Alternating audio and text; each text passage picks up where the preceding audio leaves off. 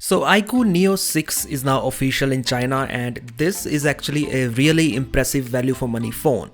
This is because it starts at 2800 yuan, which is well under 450 US dollars or around 33,000 Indian rupees. And for that price, you are getting the Snapdragon 8 Gen 1 SoC along with LPDDR5 RAM and UFS 3.1 storage.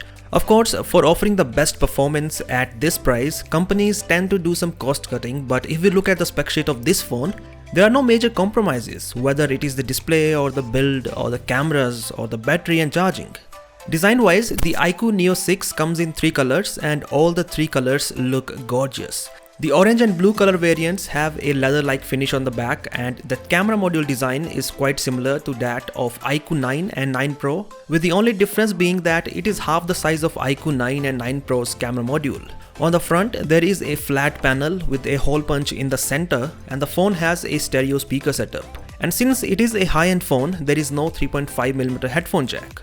The display on the front is a 6.62-inch 120Hz AMOLED with a Full HD Plus resolution, an in-display fingerprint scanner, and 1300 nits of peak brightness. The display also supports HDR10+. So on paper, this is definitely one of the better panels out there in this price segment.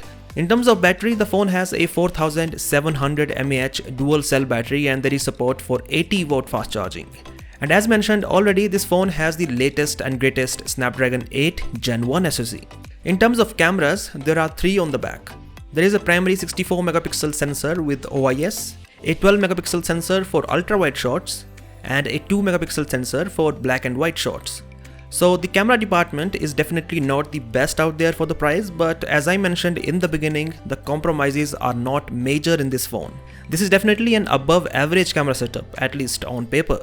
And finally, in the Chinese market, the iQOO Neo 6 runs on Android 12 based Origin OS Ocean, and here is the pricing for all the storage options. So yeah, that was all about the iQOO Neo 6. We do not know when iQOO is going to launch this phone outside of the Chinese market, but one thing to note is that the iQOO Neo 5 of last year launched as the iQOO 7 in India. So there are chances that the iQOO Neo 6 launches with a different name outside of Chinese market. Anyways, what do you think of the iQOO Neo 6?